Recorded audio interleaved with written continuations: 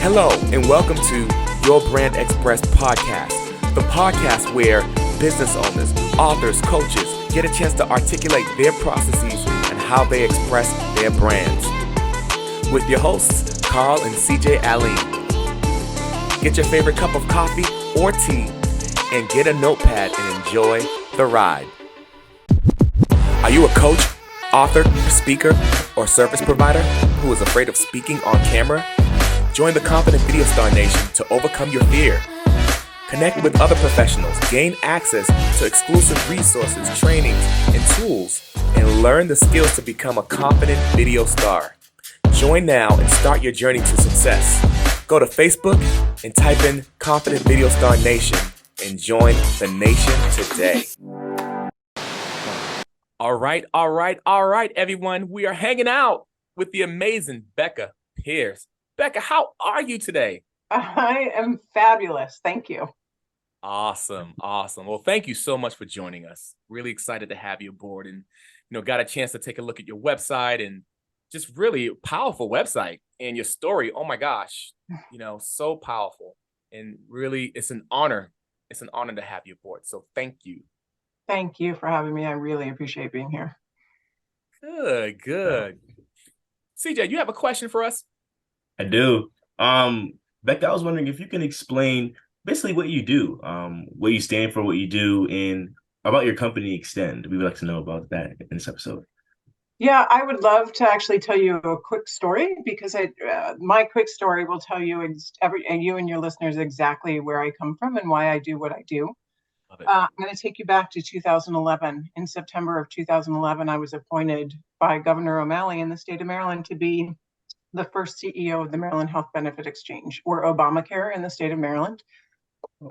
It was less than 2 years before everything was going to launch. We had no employees, we had no space, we had no legislation, we had no IT system, and I took the job anyway with an immovable start date and just jumped right in thinking, I've got to make it work. I'm going to change the way people receive healthcare in the state of Maryland. It was so important. And I could not have believed more in what we were doing. I could not have worked harder at what we were doing. And on October 1st of 2013, it didn't actually turn on the way you're supposed to. And I lost my job quite publicly. Fast forward a couple of years, I've landed on my feet. I'm a vice president within a hospital system, which, by the way, for a woman is a really big deal. When women fail publicly, they normally never resurface in corporate America. Wow. Fortunately, I resurfaced as a vice president of a hospital system. And the joke with my daughter was, you can't talk into mommy's bad ear. You have to talk into mommy's good ear. And finally, somebody looked at me and said, you should really get that checked out. And I walked into a hearing exam, walked out finding out that I had a brain tumor the size of a golf ball. And I needed surgery imminently. And fortunately, it was benign and operable, which, by the way, are the two most important words you can hear after brain tumor.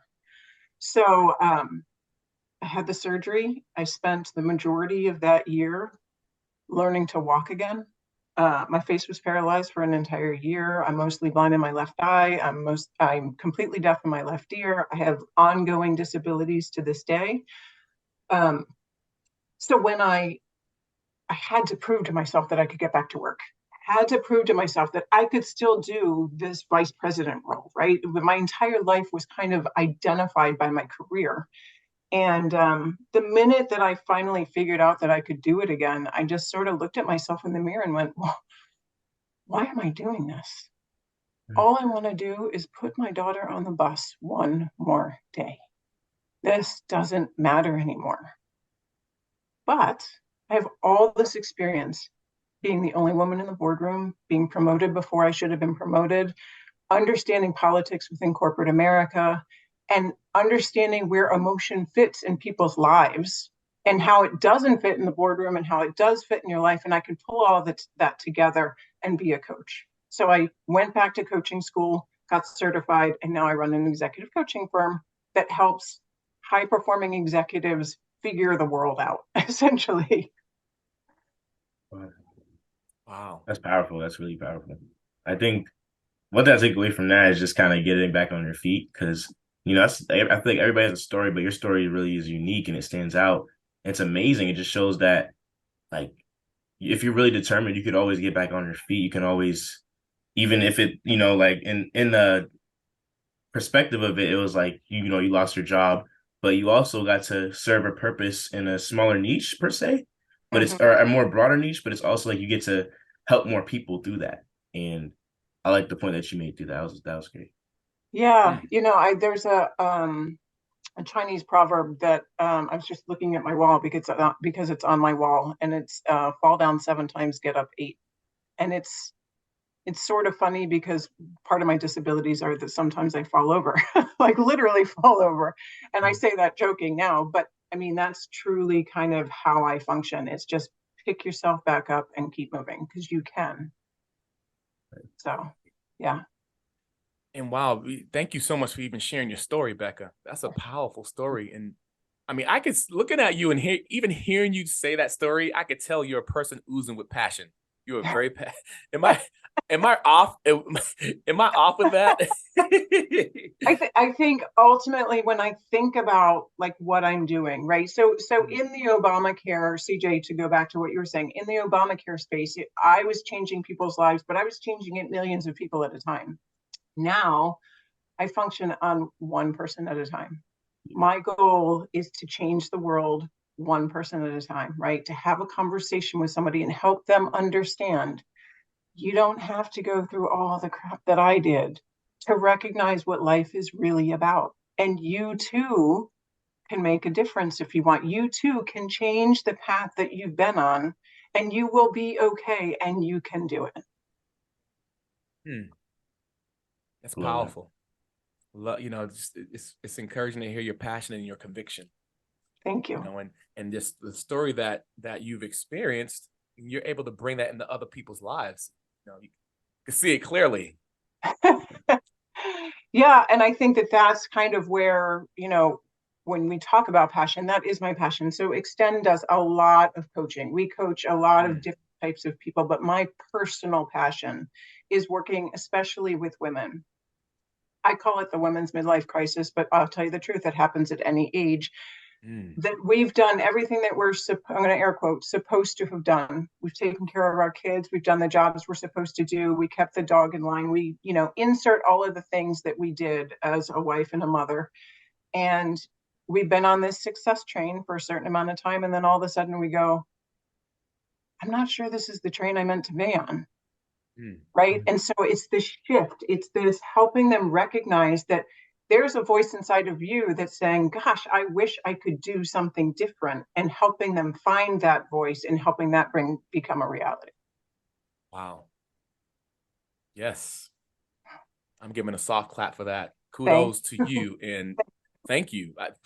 It's so needed because and even in life we get these voices and we get these promptings, but it's so easy because life is so fast and so fast paced and busy. It's so easy to ignore the promptings, and those promptings are seeds that can help us to change the world. Yes. And we're predisposed to not listen to them. Yeah. Our brain does a really good job of focusing on the negative and not focusing on the positive. So, what I like to do is help people focus on those good voices. I love it. As opposed to the why, you give the why not. Exactly. I love it. Yes, yes. Actually, I got it. We had actually Anza's granddaughter on, Mm. and that's what she said. She said, you know what? I want to do a book. Why not? I was like, oh, what? Okay. So that's burning in my brain right now, Becca. I love it. And you talked about, just even navigating through politically challenging situations, even in the corporate world. Like, how does your experience in navigating through, that politically charged situation or those situations benefit these high performance executives? Yeah, it's interesting. I'm actually going to share a story from you with something from this morning's coaching session. Is that I'm working with somebody and she says, I don't understand politics. I just don't live in politics world. I don't know how I'm going to ever get promoted because I don't understand politics.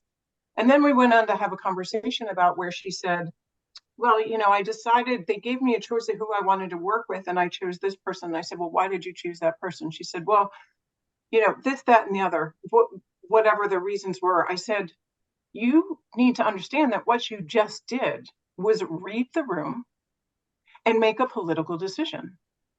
You think that you have no idea how to understand politics, but really politics is reading a room and figuring out. So my perspective as a coach helps. And because I've always been in that situation, I've constantly been in that situation. And quite frankly, that's what I did well when I was in corporate America. I'm really good at reading a room. I'm really good at figuring those things out. So I can see it in other people that they can't see in themselves. And so my job is to help point those things out for the individual so that they can start to have the confidence. Oh, maybe I do read the room. Maybe I can do this. I like to call it helping people to connect the dots. Yeah. Yes. We are very poor as individuals of connecting our own dots. Yeah. Right. And I love how, I do love how, whether it's the relationship with a coach and an executive and having that human to human conversation or connection where we can get that opportunity to connect the dots, because once we do that, freedom just comes, and we're able to unleash and do more. And I'll tell you the interesting thing too that I find is that in the corporate boardroom, the only allowable emotion is anger.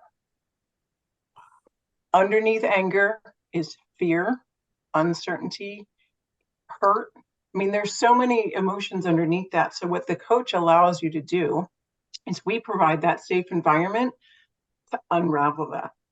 I'm so mad at that guy. Really? What's going on? Well, it turns out he's either stepping on your values or she's stepping all over your toes and she's trying to take your job or whatever. But unraveling that in a safe space allows the person to be like, oh, actually, it's pointing out that maybe I don't know what I'm doing in my job and that I'm scared. Whatever the case may be, that's what we're unraveling. Wow. It's needed. Right. It's needed. CJ got a question. That. Oh, go ahead. Oh, no, I was gonna say I like that safe space reference you made. Just I feel like anger is like a reaction of so many triggers of different emotions, and it's just like it's like that's what you see. So I like that. I'll kind of want to apply that to my audience, like in a way, I'll take that. Good. Nice. But I have a question though. So you doing with like leadership and everything like that, how has like leadership stress helped you kind of like in a way help your people, help your community to figure things out as far as leading and helping out with that? Yeah. So when I was the CEO of the Maryland Health Benefit Exchange, I walked into my house one night at 10:30 p.m. and my husband said, "You're home early." So I worked so many hours and so hard, and that stress was so debilitating, but I didn't realize it at the time. I was sleeping maybe 3 or 4 hours a week, and I just never recognized you. When you're in the amount of stress that you are in a leadership role, often you don't recognize it's like the frog in the boiling water, right? You don't recognize the water that you're in, and then it's heating up and heating up and heating up. So again, as a coach, right, having lived through that and having it be, by the way, one of my biggest regrets that I did, my daughter was 6 at the time, and I missed an entire year of her life, year and a half, 2 years of her life, because I was so dedicated to this. I see it. I can see the stress that's turning up on you as a coachee. You may not be able to see it, but I can point it out to you because I've lived through it. And by the way, I know at the end of the day, that stress doesn't matter. You can allow it to be whatever you want it to be, but it really doesn't matter. So that's what I bring to my clients. Wow. It's a path towards freedom. I love that, Becca. Yes. Sometimes I say, certain things, it's not going to matter in 10,000 years or 1,000 years. Right. And just to have that freedom. Oh, that's true. What am I doing? Right. So I love it. Love it. So Becca, how to extend strategic, like, the services that you have? Hmm. Hmm. How does it assist high performing individuals in defining like their desires, and what they want to do with their goals? Yeah, it's interesting because I was always in strategy positions in corporate America, and lived and breathed strategy, long-term planning, that type of thing. Why is it that we never do one for ourselves? Wow. It's, That is what I work with people on. So there are a lot of coaches out there who will be like, oh, you can do this and you can do this. And it's all like pie in the sky. I'm the coach who's going to help you identify those things, who then is in the exact same conversation going to turn around and say, okay, so how are we going to make it happen? So it's taking all of those, I have people do a SWOT analysis, which is a very classic business analysis tool for themselves, right? We take some of those tools and we help you do it for yourself to recognize I have a lot more potential than I really thought. A lot of people get stuck in the roles that they're in and they go, well, this is what I'm good at, or they feel like I'm really good at this thing, and they don't see the transferable skills or the value that they bring beyond that. So those tools help people see that and to create that freedom, like you were just talking I'm like, where's my notepad? You know, that's interesting you say that too. I heard a speaker say recently, his name is Vin Gang. And one thing he mentioned was his coach, his music coach some years ago taught him that, there's 88 keys on a board when you're playing piano.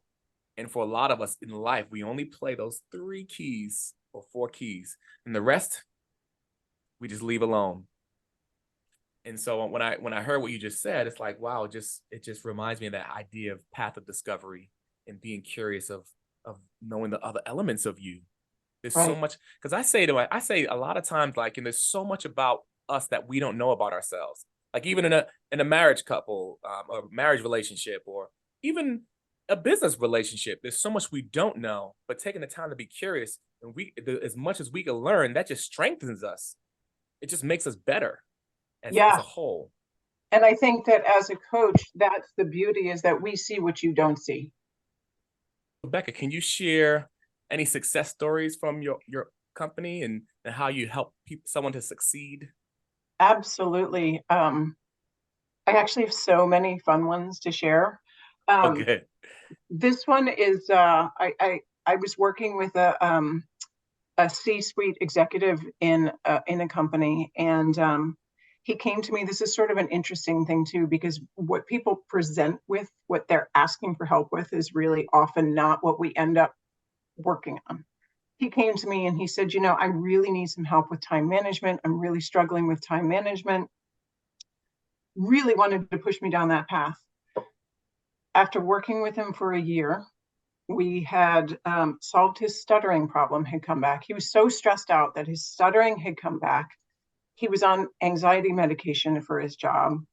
Um, by the time we were done working together, and by the way, he has just recently come back. A lot of my clients work with me for a while, get someplace, and then they actually come back. And he quit his job, sued his company for a toxic work environment, moved to a completely another state, and found himself another job. He's now the CEO of another organization. Like, just fully came to me thinking, I can't do my job. I'm terrible at time management. I'm really struggling.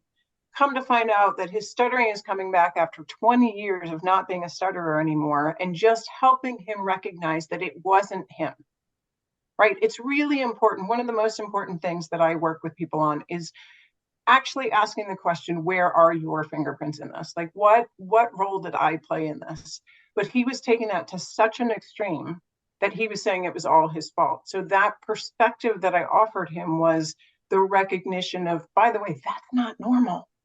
In a normal work environment, what you're dealing with right now is not normal, and helping him find the confidence to step out of that is really just, it's amazing that I was able to help him do that. Mm, that's powerful. Like that. So we came for something, and then you were able to help. I love when you said fingerprints. Mm-hmm. Helping to see people to see their fingerprints in the situation, but also that freedom to say, yeah, that's not healthy right there. And so I should think about that. And then you take someone to that spot of giving them the confidence. That's powerful. Right. Yes. I love that. Oh, Right. That's very true. I seen this thing that Gary Vee said. I mean, it was very broad, but it was like the question of like how important is my health when it comes to like business, and it's kind of everything, because like you're not gonna want to kill yourself or like do it to like over your business. You don't want to stress yourself out of your mind, out of your business. And the fact of the matter is, you got to prioritize your health first. So if it's in a toxic environment, it's not an environment that's benefiting your health. Like you might have to just consider like how can this get better, or like what can I do to like do this for myself here. It all comes down to that. I really feel like the health Yeah. thing. I just want to share one other quick story with you, CJ, on that, because I had another client who, again, was starting to see somebody. She was on anxiety medication, and she actually took FMLA. She took some time off, and she said, well, I'm going to have to go back. I'm just really stressed out about going back. And I said, well, what is it that's so important about going back? She says, well, the amount of money. She made a lot of money. And I said, so I'm going to make up an amount, $100,000, right? You just told me that your health is less than $100,000 worth to you. Because she said it's more important for me to go back to work than it is for my health. And I think that people forget, right? That we're taught so many days in our lives that bigger is better and more and more and more. Welcome to the American way, right? And so it's so hard to get off of that belief that, oh my gosh, if I'm not making money, then I'm not okay. But mental health and physical health is so much more important. Right. and I think about how it is even now in today's time, where everything is so much faster, technology, social media, AI. There's so many things coming at us so much faster than even 15 years ago. And so there's so much more to unpack. So that's, it makes me think of how, coach is so much more important now and needed now than ever. Yes, right. Right.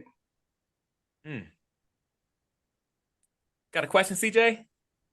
Yeah, I know we were talking about kind of like niche, like the niching down that you were doing of switching and stuff like that. I was wondering, how does Extend go about it? How does Extend kind of personalize how they go after their audience and stuff like that? So a couple different things is I personally really like to focus on the people that I'm passionate about. Now, Extend has several coaches working for us, and each person kind of has their own passion of the environment that they like to work in.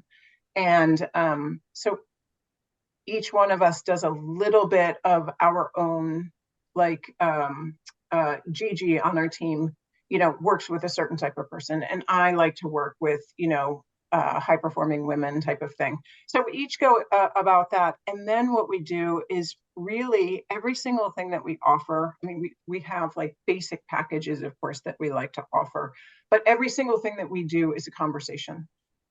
Anytime that I'm meeting somebody for the first time, or anybody on our team is meeting for somebody for the first time, it's questions about you. What is it that you need? And always the assumption when we walk into it that we may not be the right fit.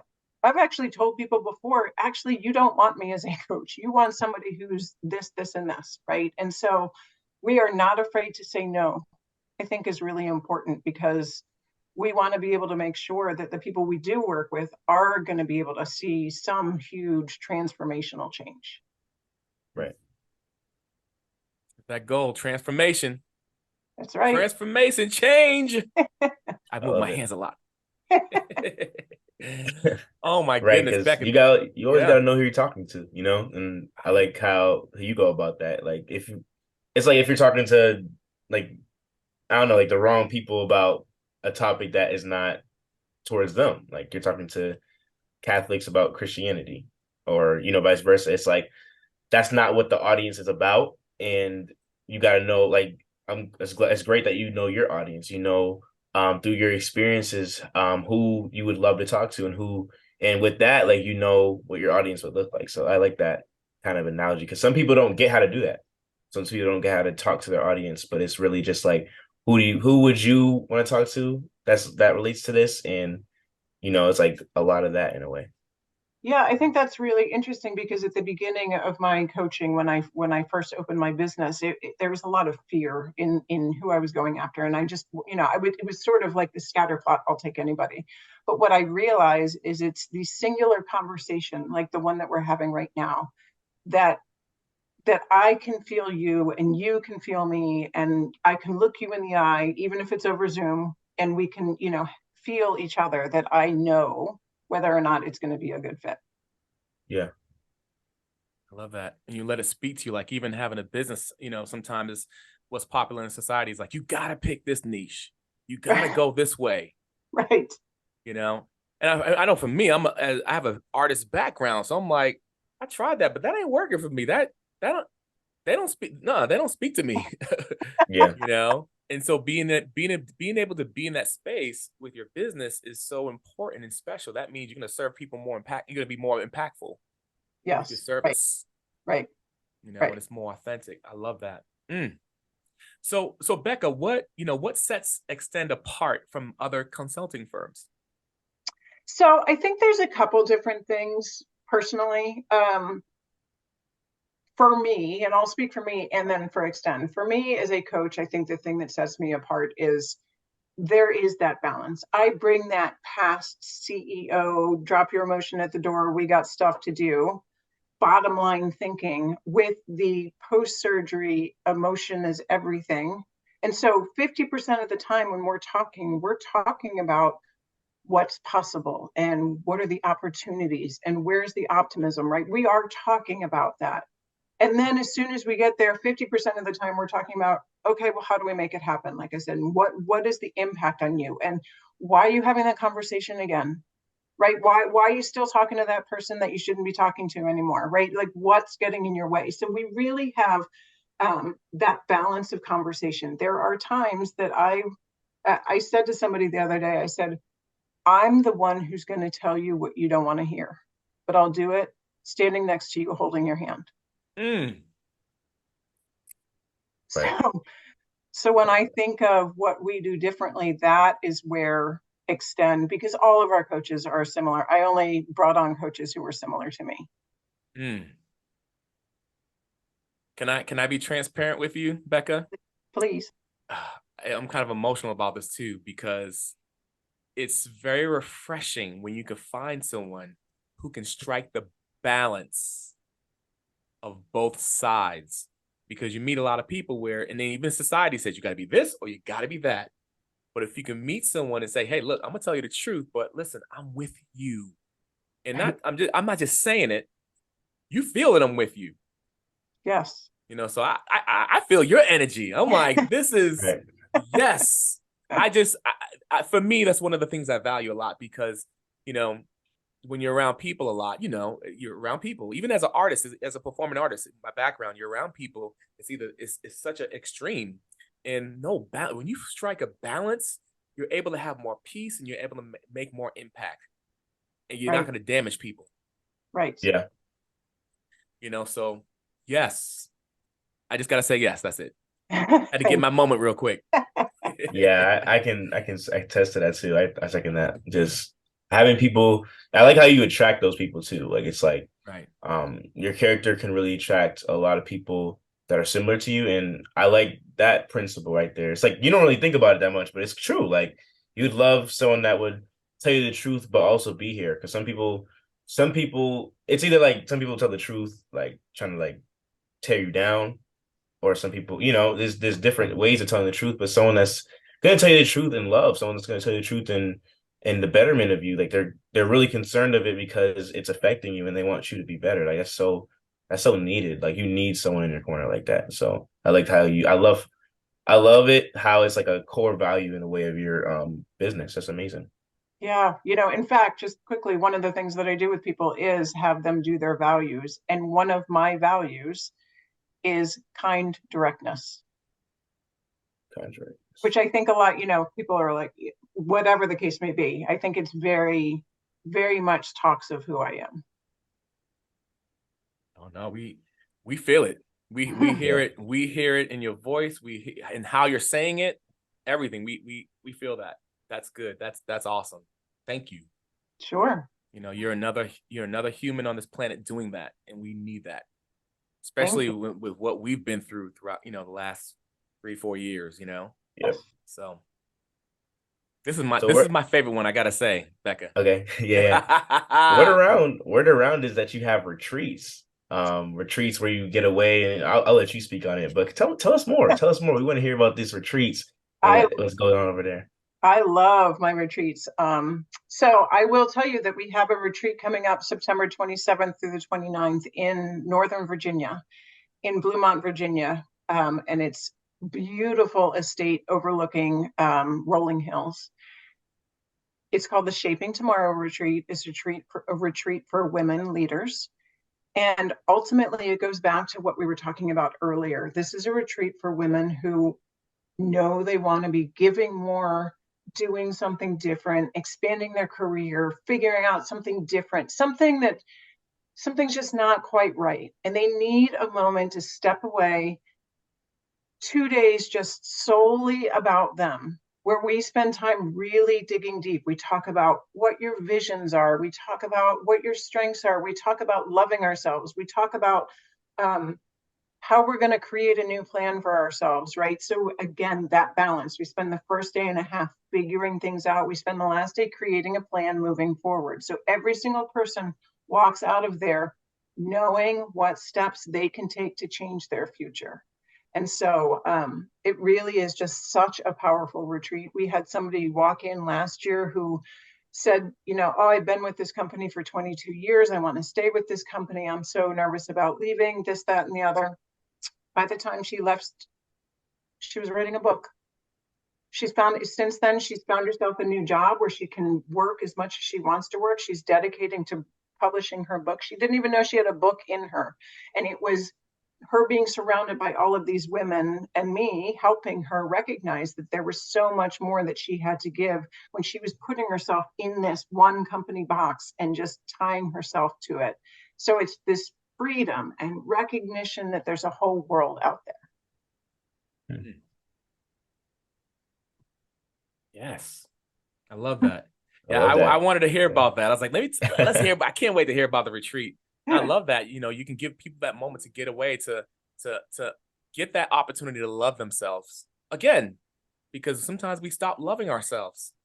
Of course, because society speaks on it, it's considered selfish to a lot of people. But getting Yes, that moment to say, look, it is about me. Let me learn me. that is so true. Especially, there's this belief that self-love is selfish, Right. and it's not. Taking time for your not self is not selfish. Right. By the way, one thought, I'm a big runner, and I run, and I'm a better mom, wife, worker, you name. I'm better because I take that time to myself. But a lot of people can't even find that time for themselves. So being able to find 2.5 days can seem difficult. And I can tell you that having done them for several years now, it's the most refreshing thing for people when they walk out that door. Mm, I love that. We got to get a flyer from you too. Right? Post that everywhere. I guess. Oh So yes. I honestly, you always need time to just retreat from, because like you guys are saying, like life's like a honestly like a big treadmill. Like you hop on it and run, and sometimes you don't even get time for yourself to really stop. You're kind of just trying to go by day, hoping that the next day is better or something. But you really got to take time for yourself. Whether you believe in spiritual, physical, or like mental exercise, like you need that, because without that, like you're not gonna be the person that you want to be, the person that you try to be. You can't if you can't do good for yourself, how are you gonna do good for others? And Exactly. I'm still learning that. I think it's a life thing that everybody has to learn because life's so fast. But if you can't do good for yourself, you can't do good for others. So that self prioritization, whether it's through the retreat, you guys, anybody watching here, you guys should look that up, or just time for yourself. Like I think it's really needed, and it should be promoted like way more, like billboards. Especially today, especially like, how fast things are coming at us, right? We just never even have a moment to stop. Exactly, it's crazy. Right. Well, this is really good stuff. Now, Becca, where can one find you? If they're looking online and say, look, I got to find out more about this, where can one find you? The best place to find me, I'm actually only in two places online. The first place is on my website, www.extendcoach.com. And the second place is on LinkedIn/Rebecca Pearce. I am aging myself. I'm 51 years old. I am not good at anything beyond that. So those are the two places. And quite frankly, I think that is also speaks to kind of who we are. Right. And also, Becca, look, we're close in age, so we get better with time. We're like fine wine. Love it. Love it. We love it. And there you have it. We hope you enjoyed our podcast. If you would be so kind, please subscribe to our YouTube channel. And or if you're listening to any of our platforms, whether it's Spotify or Apple Podcasts or whichever one, please be so kind to give us a 5-star rating if you enjoyed the podcast. And we'll talk to you soon.